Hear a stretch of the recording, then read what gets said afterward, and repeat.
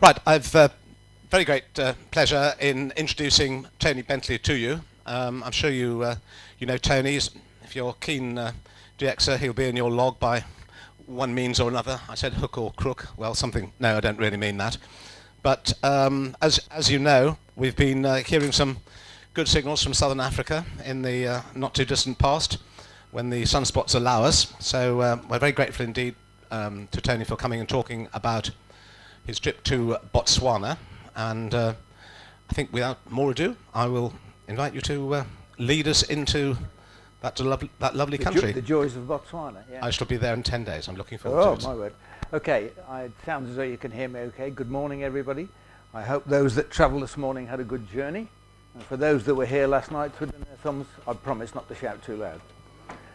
Okay, Botswana revisited.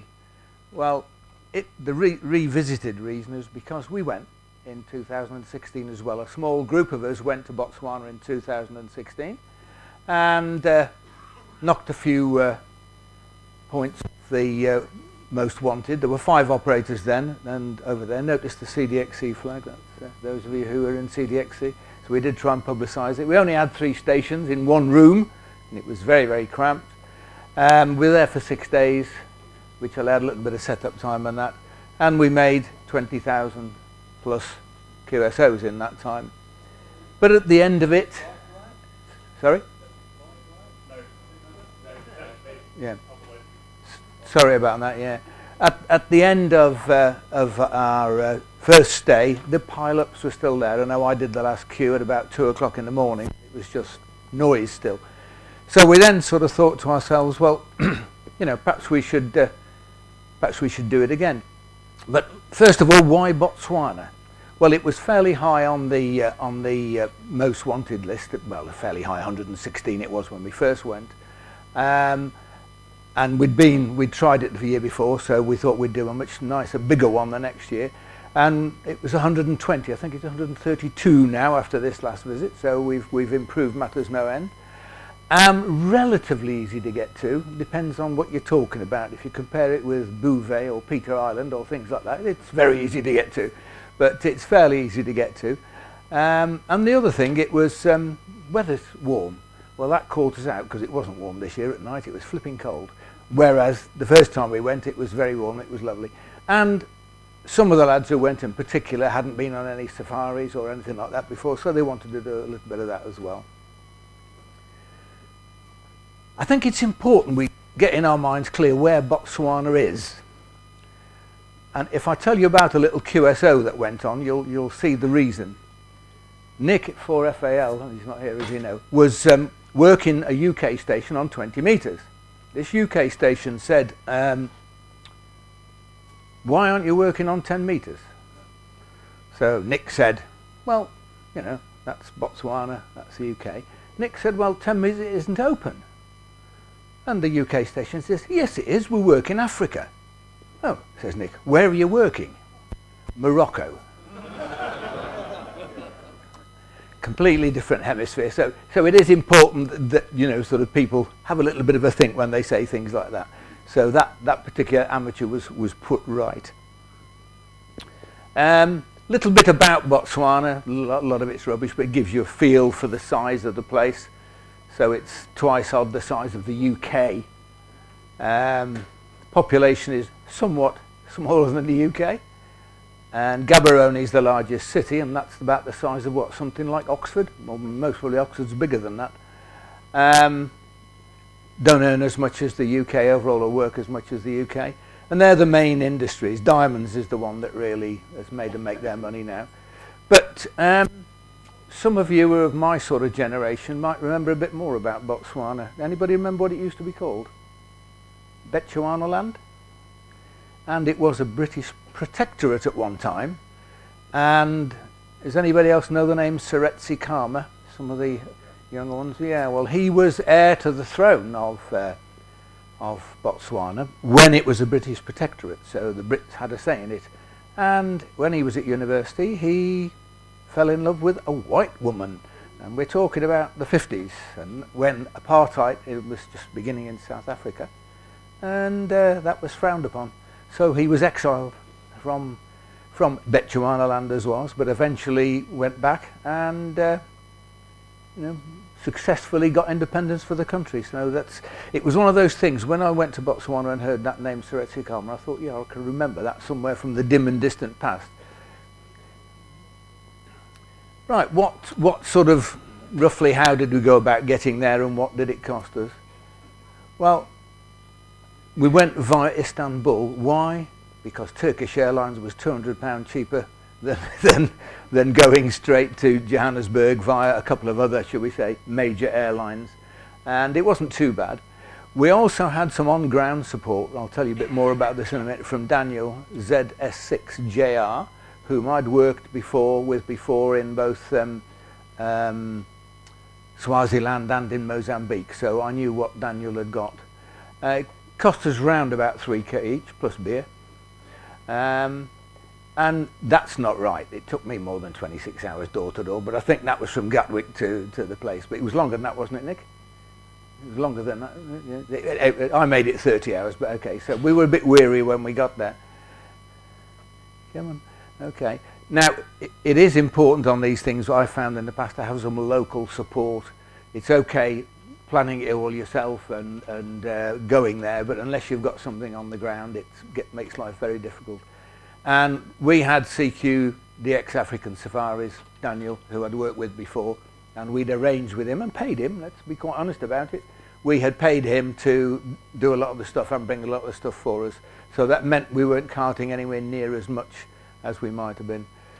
First time we went to Stevenson Game Reserve, and I'll show you a map of where that is later on. We had one hut, plus our accommodation, and 3 stations. It was a bit crowded. And we had one tower antenna up and a couple of wire antennas.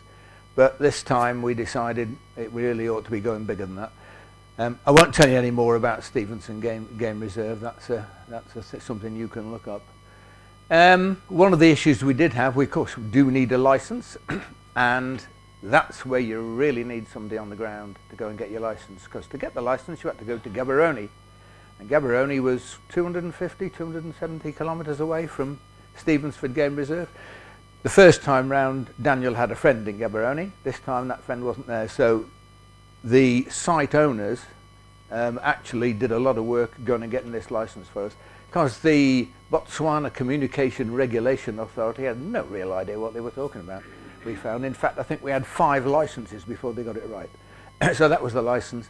And just out of interest, that's Linda and Neil, the owners of the site. They did a lot of the work on that. And it's Linda and Neil, and their name is Armstrong.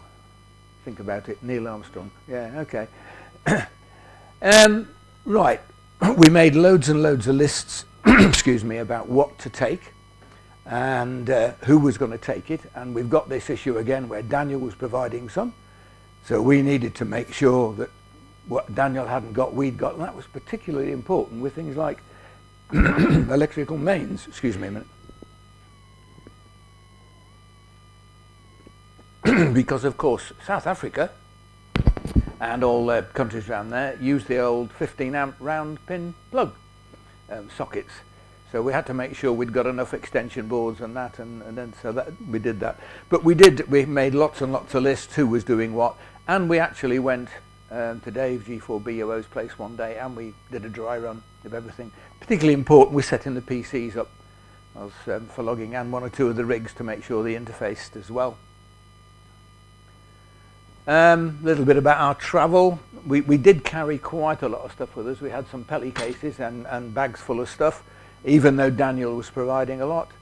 Yeah, that's in Istanbul Airport. I think that's in Gatwick. That's in Istanbul Airport. We, of course, stopped on the way to get some further refreshment in South Africa, and that was at the border. The second time round, we had no issues with the border crossing. The first time, we did. But it wasn't us, it was one of the drivers that we had some issues with getting across the border into Botswana, but fairly, it's Africa. It's slow, but apart from that, it was fine. So that was the sort of team, and as you can see, we've stopped for refreshment somewhere on the journey there. We had two vehicles. We had a big 7 or 8 seater, and I don't know what the other one, a big turret, and we had a fantastic trailer they provided, Daniel provided us with. it would take most of our kit and suitable refreshments. Right, when we got to Stevensford, it was dark. We'd been travelling a long time, so that was what we met. That was the dining room. That light's a bit of a nuisance, isn't it? Yeah, no, it's not going. Up at the top there's the bar. So we had a big lounge area that had a bar one end and this big dining table. But we had a meal, and then we decided we'd try and get set up. We're quite tired at this stage of the game, but we tried to get set up. So we had to change that round, and we started knocking it about like that. So there's a load of the kit we've put in, and that's us eventually sort of getting sorted out. And we ended up with that sort of setup where we've got 5 stations in a row, all working okay. That was the next morning, so that took us a while, but say one of the biggest problems was power. Yep, so I'll go through the aerials in a minute, but Daniel, ZS6JR, had taken 2 towers up there from Johannesburg, or was it Pretoria anyway, from that part of Africa. He'd driven 2 towers up and across the border and set them up for us, which was very good. Range of skill sets, well, Nick did most of the computer work. Daniel and I hooked a lot of the power stuff together, and it worked that way. And that's what we had in the whole area. Whereas the first year we went, we had 1 room with 5 stations, with 3 stations, which was pretty cosy to say the least. This time we had much more room. We had that, and we had a bar at the end, and we'd come to an arrangement with the site managers that we could. We had honesty, we had a list, and we used to write down what we had, so that was quite good. That room was actually quite deceiving, because at the right hand end of the room as you're looking, there was like a big opening in the wall where we put all the coaxes in, and if you were working overnight, it was flipping cold in front of that. If you moved 2 stations to the left, there was a fireplace where we had a fire, and you were stewing, so it was the luck of the draw where you happened to be working at night. Little bit of look at the aerials now. Now the first time round we only had 1 tower, and we didn't have aerials as big as this on, but we did find a problem, of course, with trying to you wanted to point one in one direction and one the other. Well, this time we managed, because we had 2 towers. So that was the big one. So we had an A4S and A3WS, so we had all the bands, all the HF covered. That was the smaller tower. I'd still like that in my back garden, I'll tell you. And that other tower there over on the right, that's their communication tower. They cover quite a big area, the game reserve, and they use VHF comms, and they have that tower. We looked at whether we could put something on that, but we weren't. Although it's fairly new, we weren't overly happy that how it was constructed and guide actually. Right. Daniel had put the 2 towers up and started some of the other stuff, but in fact we then set to and started helping to put the antennas up. That's quite difficult, that one, to do with that light out, couldn't we? Can't do anything about it. Eh? Yeah, I don't know. Can we not just turn that light out, Rob? What, does that matter? Does that matter? Sorry? No, this is the one we want out. Yeah. Okay. All right. Can everybody see enough sideways? Yeah. Okay. Yeah. Okay. Yeah. So that was helping with the antennas. We also had a beverage which Nick put up. That's at the base of one of the towers, and the antennas we sort of had. We had an 80-meter quarter wave vertical and a 40-meter foursquare. Isn't that nice? And it was nice. It worked quite well. And that was it when it was sort of up, but that was it when they were putting it up. So that was that was the barren area, and we put loads of radials down with fairly soft aluminium, which was fine, but you had to peg it down because there were walkways all through here. Again, fortunately, we had sole use of the site, so it was not a problem. We also had a top band vertical, which was nice antenna, and a 30-meter foursquare. We had a bit of fun putting that one up because it had elevated, the foursquare had elevated radials, and we tried the radials in different directions, and it didn't work. And the only way we could do it was to string it sort of across roads, like sort of one of them was to string it across a road. So that again worked very, very well because we had phasing harnesses and switch boxes on it, so that worked well. And just to give us an extra aerial, we put a little Cushcraft R5, which is what, 20 metres up, I think. Nicely in the bushes, but it seemed to get out okay. That's the start of the. What was the Nick? What was the beverage running? Roughly north, wasn't it? Yeah, north south. Yeah, pointing north, and that was Nick running some of the beverage out. Right, what did we have in the shack? Well, we had 4 K3s and a Yaesu FD1000. I think we provided 2, and Nick provided, Daniel provided the others. 4 amplifiers, the good old ICOM IC2KL that seemed to go on forever and ever. And then we had 5 network laptops, each with their own keyboard and mouse. Was it 4, Mike? I thought it was 4 micro keys, Nick, wasn't it? And I got 3 on there and I can't remember. We had a rig expert on one with on the 1000, but anyway, we had sufficient keyers to do the job. PSUs, people who wanted their own paddles, and then we had obviously Ethernet switches and stuff like that. Yeah, we had 2 rotator controllers, obviously, because they had the 2 towers, and we had the 4 square controllers, and I'll tell you a bit more about one of those in a while, because one of those almost caused a nasty problem, but it didn't in the end. Typical station layout: radios to one side, laptop in the middle. Just hang on. And we had the rotator controllers. Linears we also tried to took out the way, and then we had CQ Dog X-ray. We literally had, there were 2 dogs, but that one in particular seemed to have taken to Nick and wanted to know what he was doing. So that was quite. It was a very light-hearted thing. The whole thing. It was really good. You know, we got on with the serious business of radio, but also made sure we enjoyed ourselves as well. So why couldn't we hear you? Well, the pile-ups were pretty continuous, except on top band. The bigger the pile-ups, of course, the slower the rate, and people still don't. You'll hear this on any DXpedition talk. People don't listen. They do not listen, and they just pile in. That was a particular problem. An awful lot of stations, obviously, the switching on their amplifiers was such that instead of getting, you know, J, you know, da da da, you'd get da da. And I think, oh, an M at this time of day, that's strange. No, it was a J, chopped off. So we did lose made it very difficult sometimes doing that. And the number of people that didn't go back when we first called them meant either they couldn't hear us or they were using CW readers and not working well. I won't bore you too much with these. I'll see if I can just do an odd one. We haven't tried the audio actually, so I hope it works. Will it work? Will it work? Will it work? Is it going to work? It's not, is it? Okay. It worked when I tried it before, but not now. Okay, don't let's worry about it. Pile up is a pile up is a pile up, you know. So they were sort of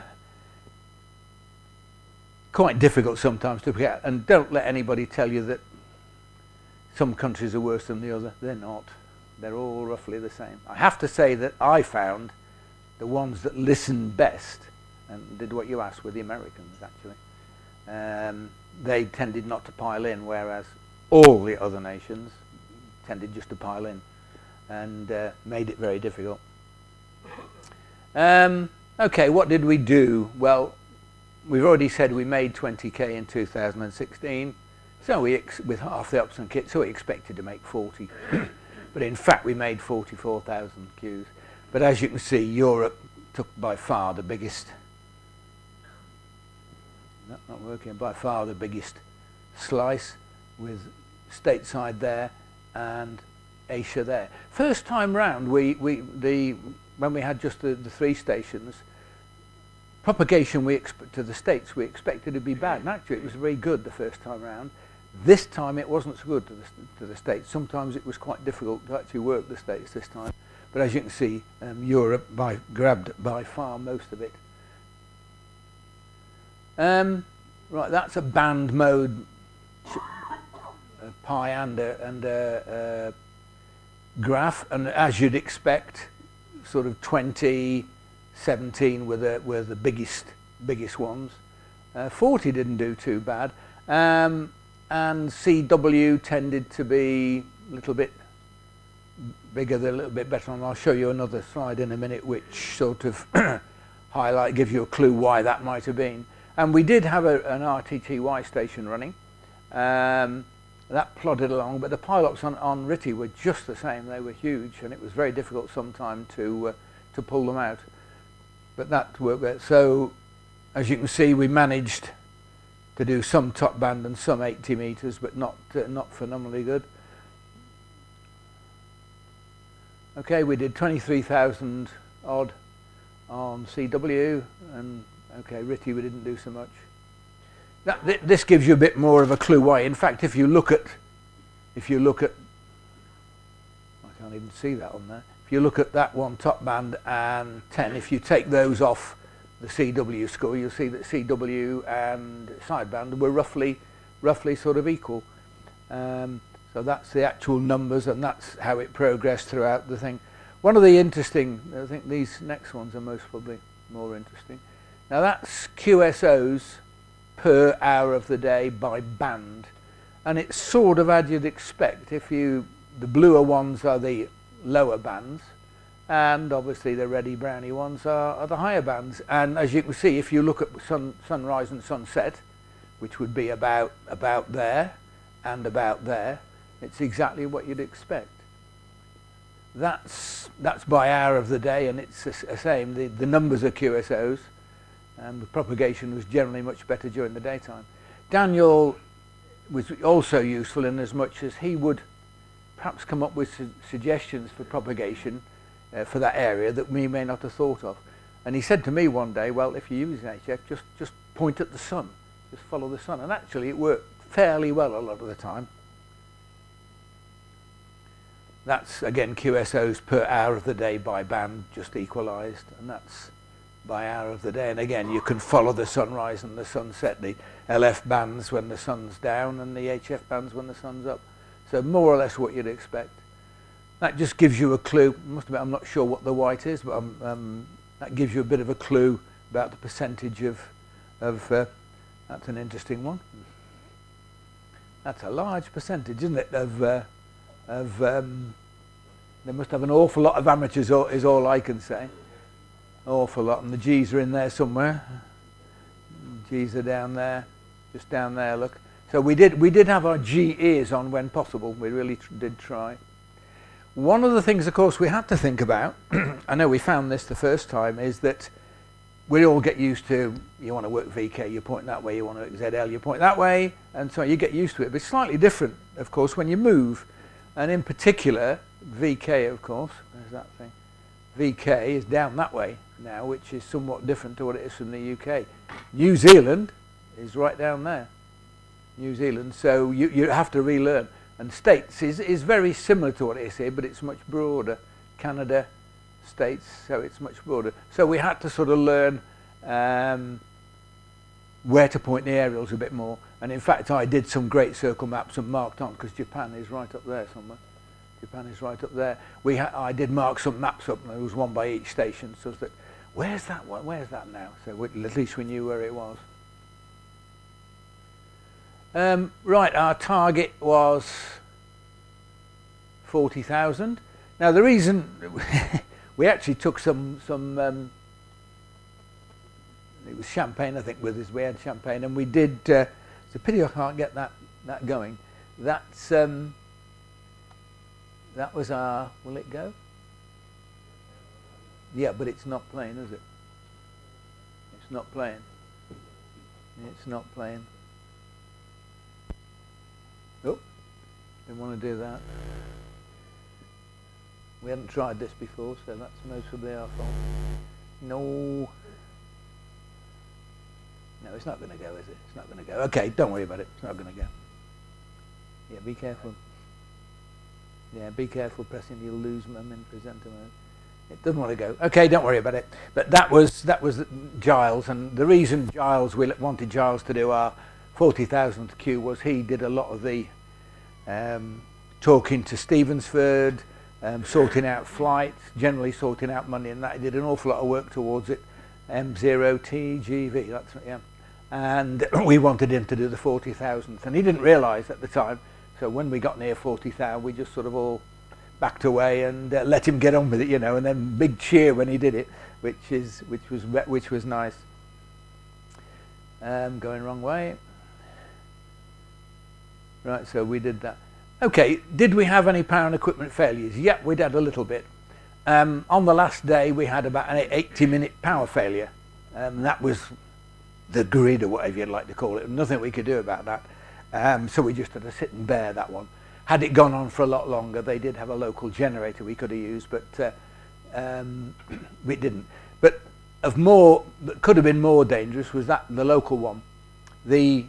Having worked in the electricity supply industry for years, I'm one of these. When I go somewhere new, where's the fuse board? Where are the switches? Where are the trip switches? And I'd done that.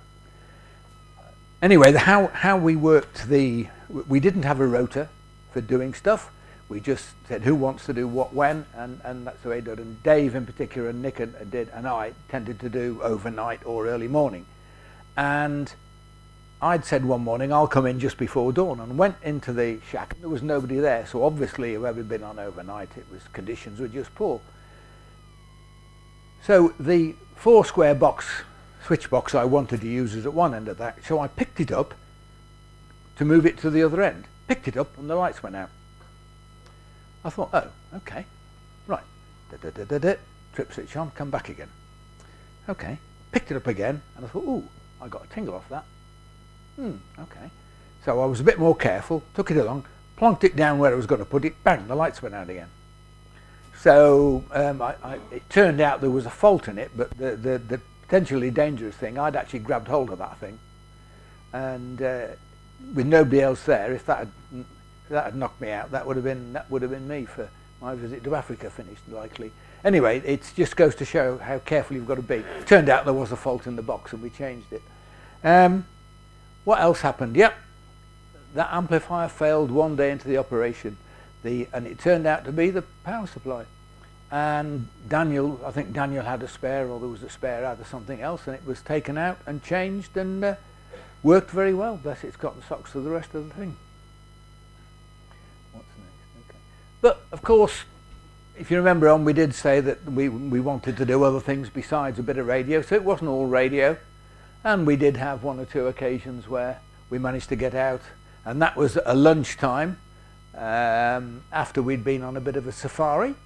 And the river in the background, that was a bit of the Limpopo River, which is actually on the border. It's effectively the border between South Africa and Botswana. And we did go out and do some safari, and we saw all sorts of bits of wildlife. Come on. That was a surprise. I didn't think we'd see ostriches there, but we did. Now that one is quite sort of interesting. Rhinos, there's a problem with rhinos, of course, because they get poached for their horns. And that was a young rhino that they were guarding in this. It wasn't the one where we were, it was another game reserve further away. I won't tell you about the journey up there. Graham will tell you about that later on. It was cold, and we sat in these open-top Land Rovers, and it was cold on this bumpy road.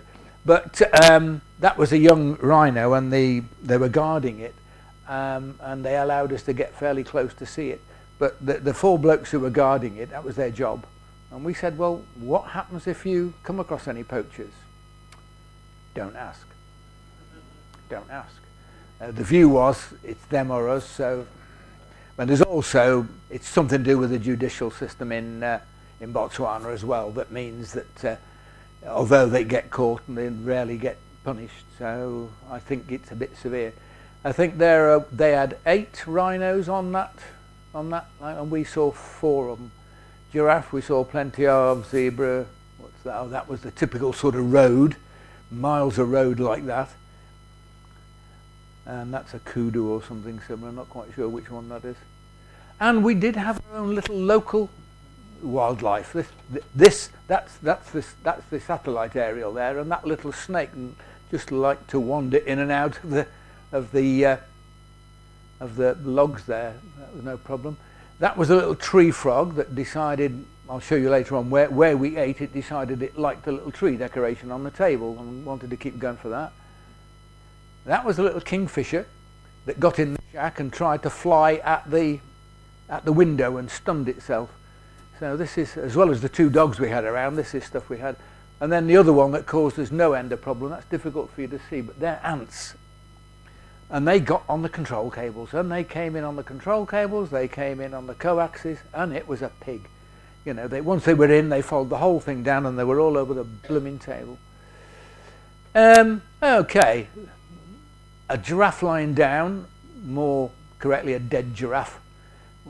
I didn't go. Did you go, Nick?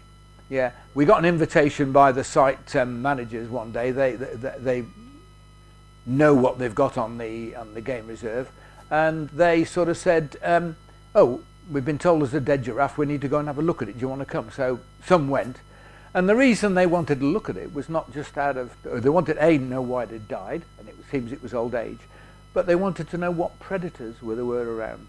And they'd seen some, like the vultures had been at it already, but they then set up some cameras to see if they'd got any big cats or anything around there.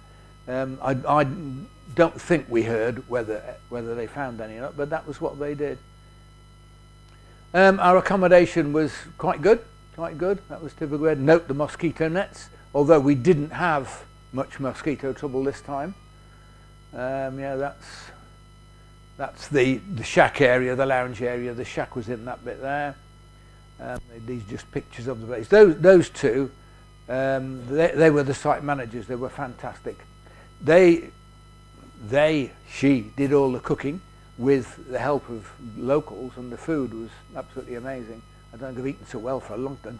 Don't tell my wife that. But I don't think I've eaten so well for a long time. Food was absolutely brilliant all the time. Yeah, that was a typical sort of that was where we ate. That was away from the operating area, because we were sort of up about 200-300 yards away where we operated from. That was my wife's room there. That was sort of typical of. I mean, again, you noticed that we weren't all there together because they were very good. They allowed us to split meals, so some could stay operating and some could go and get food. Obviously QSLing is very important, and Charles there, down the end there, it was our QSL manager, and we uploaded all the QSOs to him, and he then dealt with it.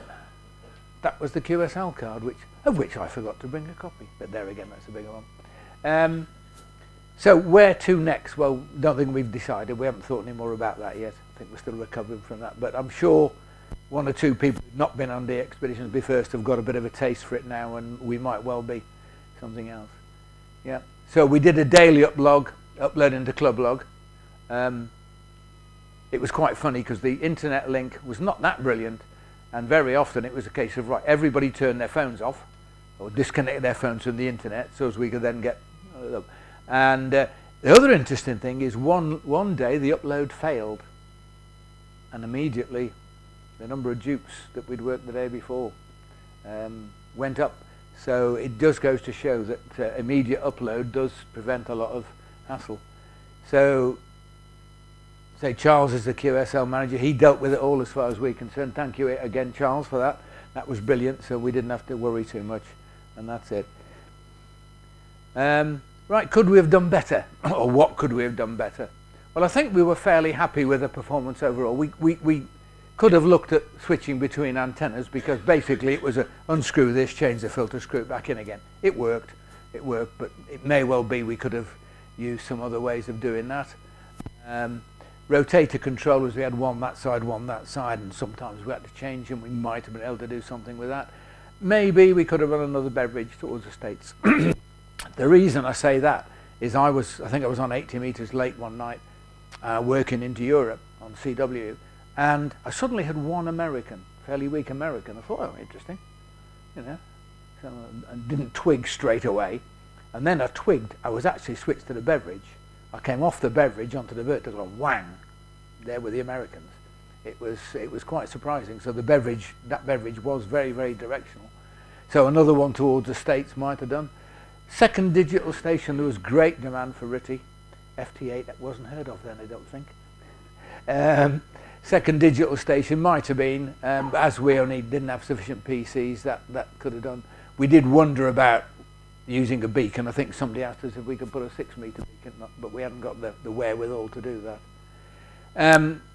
Basically, we used WinTest except on RTTY. RTTY we used N1 and MM with MM-Vari, yeah. So we couldn't merge those logs, so we had to add that log in. Not all the rigs had voice keys for SSB. Some did, some didn't. So that was a bit of an issue at some time. But they're the things we could have done better, but none of them were major downs. Okay, did we achieve our targets? Well, the main one we did. We wanted 44,000 and we got more than that.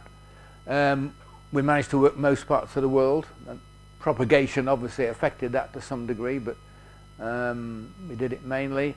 The mode balance, again, propagation, the number of times we could only go on CW because the propagation just wasn't there on sideband.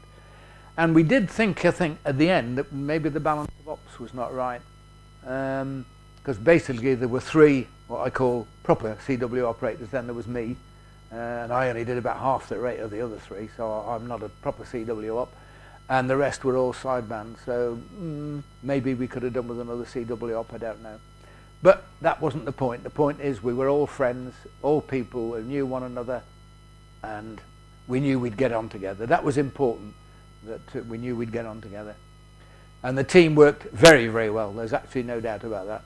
And one of the team, I'll tell you, before he was invited, there was actually some research done into him. What's he like? What's he do? What's he do? Is that right, Graham? Yeah, and it was great. We had no issues. It was fantastic. Did we have fun? Yeah, absolutely no doubt about it. Absolutely no doubt about it. Okay, anybody got any questions? Yeah, you're saying your expenses are 3K. Was that just for travel? Was that No, that was yeah. The rent of the place, the rent of the towers and everything. Yeah, but there are 10 of us, don't forget. So yeah, so yeah, quite a lot. Yeah, somebody else?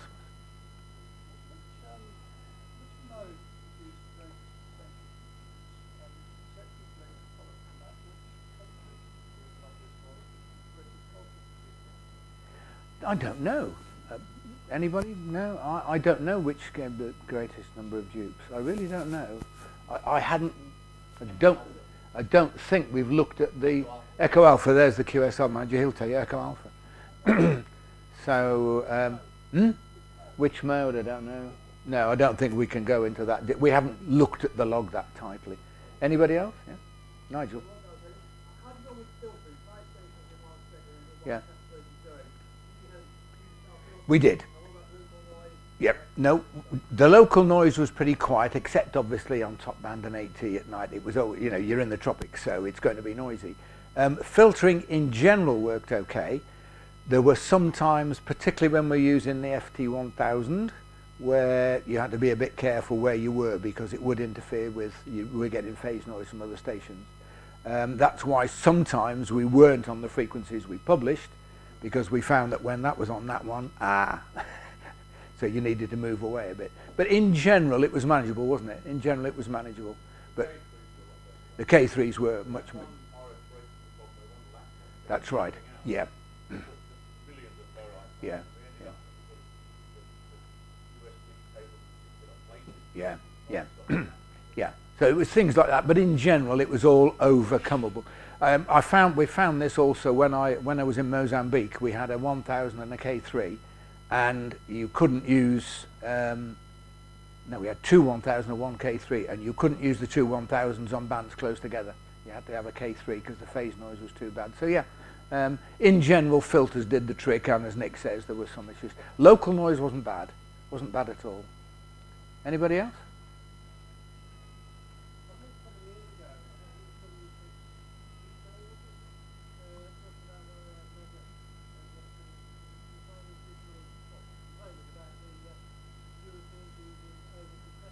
Oh yeah, oh yeah, oh yeah, yeah. Oh, some of the signals were terrible. Some of the signals were terrible. Not only over compression, but overdrive, shouting. It's mad. This is a very general statement. Japanese modulation was normally pretty good from the JAs and that sort of area. Most of the states were, and I think that's a very valid comment. In general, the poorer signals were European. Isn't it a fair comment, guys? Yeah, I think that's a fair comment. I'm not going to isolate it down to countries. Anybody else?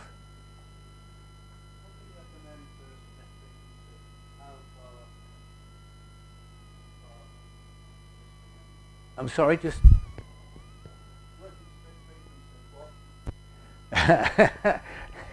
Well, you start off, if you're on sideband, you start off 5 to 10. And the art was to confine it to perhaps 5 to 15. Anybody that's worked on a DXpedition knows what happens. You start 5 to 15 or even 5 to 10 and you get a load of people on 5, you get a load of people on 10, you get nobody in the middle. Or the other thing that happens is you start working your way down and suddenly you find everybody's with you because they're all using SDRs to see where you are. So sometimes you try and confine it to stop other people interfering with other people, but you have to spread sometimes, otherwise you just can't work. You just can't hear enough people. The pile-ups are too big. CW, Nick, 2 to 4, I think was in general, wasn't it? Yeah. They do. Yeah. Yeah. Yeah. Yeah. And it's a very great temptation.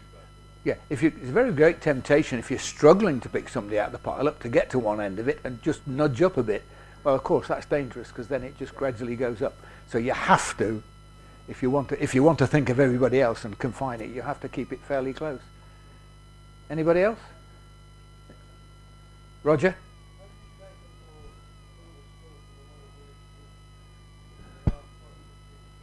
Yeah, we don't think at that time we had a problem with that. There was a contest on one weekend which gave us a problem. Can't remember which contest it was, but there was one. But I don't think we had any issues. But that was a reason for publishing our frequencies beforehand as well, as we did with T32 and things like that. You publish the frequencies beforehand, it gives other people a chance to say, "Ooh, hang on, guys, we need to talk." But yeah. Yeah, we weren't. Yeah, I don't recall us having much issue with that there at this time. Okay, thank you, Nick. Tony, thank you very much indeed. I'm sure we all found that gripping stuff. I certainly one thing that did catch my eye, and nobody commented on it, and that was the percentage of UK stations you worked. Because actually, if you look at if you think of the number of licenses in some of those countries, the actual percentage of UK stations wasn't that great. So I'm not quite sure what that tells us, but anyway, that caught me. The other thing that caught me was the fact that you made frequent references to what fun it was and how much you enjoyed being together, because I think that's so important. Some of these DXpeditions seem a bit po-faced these days, in my humble opinion. So having a good time, doing some other things, seem to me to be absolutely spot on and makes it sound a lot more attractive to people who might think of having a go. So thank you, and thank everybody else for going. Much appreciated by everybody who worked you, I'm absolutely sure. And thank you very much indeed for a great presentation. Thanks, Tony.